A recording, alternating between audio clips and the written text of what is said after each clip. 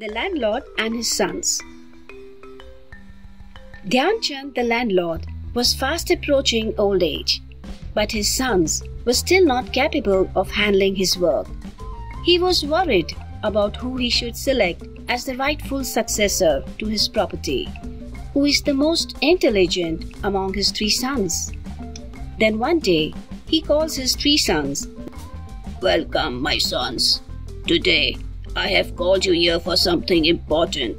I am old and tired now, so I want to select my successor to look after my entire business." "Then, what is the problem?" "Papa, I am the eldest son, so according to law, I am the legal heir." "So what if you are the eldest? Do you think I don't have the ability to handle the business?" "Papa, I will be happy with whatever decision you take. Let any one of us be the successor. What difference does it make? After all, we are brothers." "Okay then, you all have to go through a test. The one who clears the test will be the rightful heir. Come along with me." Dhyan Chand takes them to 3 rooms and explains about the test they have to give.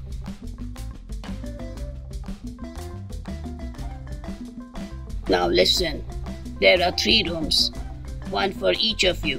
I will give each of you 10 rupees. You have to buy something that will fill the whole room. The one who is successful in this test will be selected as my successor." Thereafter, his 3 sons begin to think what they should do to fill the whole room. What can it be that is very cheap? "Oh yes, I will buy a pile of cotton to fill my room." And Raju buys a lot of cotton and spreads it in his room. But the room is not filled. "Raju's idea about cotton has failed. Now what should I do? Oh yes, I know. I will spread grains all over the room. I am sure then the room will be filled." So with his money, Viju buys many sacks of grains. But alas, even his idea fails, and the grains do not fill his whole room. Now Raju and Viju are worried, thinking what Sanju will bring to fill his room. At that time, they see Sanju coming from a distance. Seeing candles in Sanju's hand, Raju comments, "What's this, Sanju? Why have you brought candles?" "Our idea of filling the room with cotton and grains was a complete failure. And here you have brought these small candles. They will hardly fill the corners of your room." That very moment, Dhyan Chand comes there and scolds both of them. "You both are useless. You were not able to pass the test. Now, at least let Sanju try his luck." Sanju very sensibly lights the candles and places them in the center of the room, and then the candlelight fills the entire room. "Papa, look, your condition is fulfilled. The whole room is full of light." "Excellent, Sanju. I am very happy. It proves that wisdom is more powerful than strength. You have cleverly passed this test, and hence only you can be the heir." "And we will be your servants, Sanju-ji." "And we will be your servants."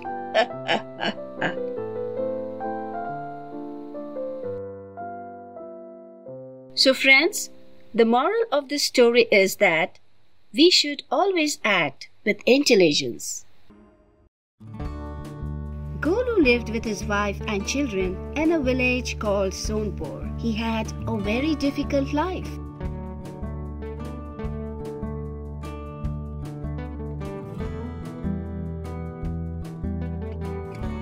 One day, when he was going to the forest to cut wood, he saw a golden elephant trapped in a net. He immediately cut the net and freed the elephant. The golden elephant was very pleased and said, "Thank you, my dear friend. You saved my life. I will give you a piece of my golden tusk. Sell it, and with the money you get, you can live a better life. And in future, if you need anything at all, just let me know." Seeing this, the golden elephant gave him a piece of his tusk. Golu went away happily. With that money, he paid off all his debts. When all the money was over, Golu once more went to meet the golden elephant. He told the elephant about his problems. The golden elephant said, "Don't worry, my friend. I will help you again. Here, you can have one more piece of my tusk." This way, whenever Golu was in need, he went to the elephant. Soon, with the money, he built a big house. He stopped working and started drinking and wasting time with his friends. One day, his wife Kamla said, "You are gambling away all the money. What about our children and their future? Please, have some shame." "Shut up. Don't try to teach me. I know how to earn money and spend it. Don't come in the way of my happiness," said Golu angrily. His wife was upset. "What do you know? Every time you need money, you go to the golden elephant. But how long will this go on? What if one day he just goes away? What are you going to do then?" "You're angry, but absolutely right. Really, if that elephant goes away, then what will happen to me? I must kill him and get all the gold from him." "Oh no, it is a great sin. He has helped you so many times. You mustn't treat him in this manner. Don't do this. Papa, please don't do this. It's not good." At that very moment, the golden elephant came outside the house and started trumpeting loudly. Everyone ran outside. The golden elephant said, "My dear friend, do you know what great mistake you were going to do?" On hearing this, Golu was a bit afraid, but the elephant said, "Don't fear. I was just joking. Nowadays you don't come to meet me. What happened? Why don't you come towards the forest?" "Oh, nothing. I was a bit busy in my work. Actually, today I was thinking about you a lot and was just going to visit you. But good that you have come here. Now come and have some refreshments." The golden elephant was shocked and scared. "Friend, what are you doing? Leave me. Let me go. Your intentions are not good." "Why should I leave? Why should I come to you every time and beg? If I will kill you, then with the money I can live my entire life comfortably. Now just stand quietly." The golden elephant was very angry. Within a second, he caught Golu in his trunk, lifted him and flung him far. He was once again going to fling him when Golu's wife and children came running to his rescue. "Have mercy, please, for the sake of my children. Spare him," said Golu's wife. "Don't kill my father. We beg you. Please let him go." Looking at the children, the elephant calmed down. He then released Golu from his trunk. "Shame on you. What kind of a person are you? For your kids, I am letting you go. You were going to kill the one who helped you in your difficult time? Anyways, it was all my mistake to help such a cruel man like you. I am leaving this forest and going away from here forever. Henceforth, I will never befriend any man." On saying this, the elephant went away from there. What did you learn from this story? That too much greed is not good. At the end, you will only get grief.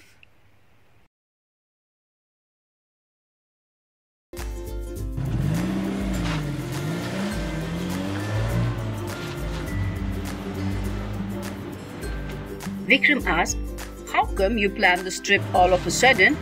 I didn't do anything. All planning is done by these two sisters. Oh, it was all our plan, right? It was I who was telling that I am tired walking, I need a break. Come on, Lata, let's go somewhere. I said let's go somewhere. I didn't say we will go to your village. Chiju, it has been so long that we have gone to a village. As it is, we are bored with city life, so we thought it's better to visit village for a change. But at least you should have told us in advance. Now I don't know what fuss my boss will create. Boss and wife, you will have to listen to their non-stop chattering. I was only joking. At that moment, something fell and hit hard on their car's front glass, and Vikram suddenly applied the car brakes. Hey, be easy on the brakes. I didn't hit the brakes purposely. Look at this. Something hit the glass. Then Vikram got off the car and picked up the thing fallen on the ground.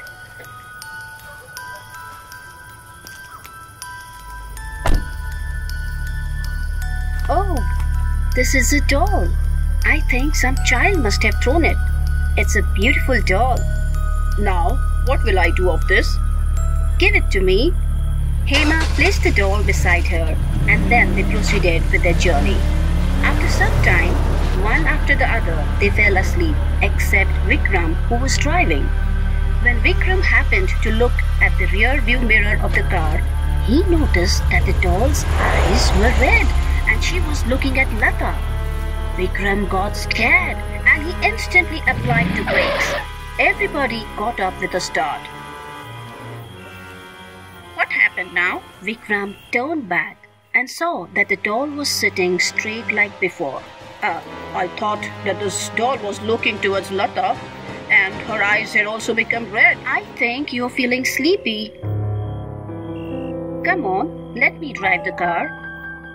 No, it's all right. Then Vikram turned on the music player and they once again continued their journey. Soon they reached their village and went to their ancestral house and slept there. Suddenly during the night, Rajiv heard a strange sound of teeth chattering. What noise is that? When he looked up, he saw that the doll was climbing up the wall to the roof. Rajiv was speechless with fright, and he quickly woke up Lata. Lata too screamed loudly. Hearing them scream, Hema and Vikram also came there. Now all four of them started shaking with fear. Didn't I tell you that there is something weird about this doll? At that moment, suddenly, the scary doll jumped down. 1, 2, 3, 4. Today I'm going to kill all 4 of you. What fun! On saying this, she lifted all 4 of them up in the air. Oh my God! What's happening? Let me play with you all first. Then the doll flung Vikram against the wall. Then flung Rajiv against the roof. And then flung Lata and Hema against each other. All 4 of them fell flat on the floor and were unconscious. Some other place, a Sadhu Maharaj suddenly opened his eyes from deep meditation and had a vision about the ghostly doll's reappearance. He immediately reached there to help the 4 people. Welcome, Sadhu. I was waiting for you. I see, you're back again. But this time, I am not going to spare you. Let's see who will spare whom. I will kill you before I kill this foe. Then, with her hands, she sent a fury blaze towards the Sadhu. And in return, the Sadhu hit back with a ball of ice and extinguished the fire. If you think that your evil powers will win over me, then it's a great misunderstanding. Then the Sadhu Maharaj tied the doll with a magical rope. After that, he shifted the 4 unconscious people to one side. You can't do anything to me. I will surely come back again. And every time you will have to face me. Then he took some holy water from his kamandal, chanted some mantras and sprinkled the water on the scary doll. Smoke started emitting from the doll.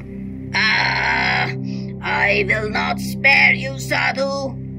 After that, the doll turned into black smoke and blew away with air. Now, Sadhu Maharaj once again sprinkled holy water on the 4 people and brought them back into consciousness. Where is that doll? Now the doll will never come back again. The 4 of them thanked the Sadhu Maharaj. It was only because of the Sadhu Maharaj that they were still alive. Then they decided to return back to their home. But they will never forget this scary incident throughout their life.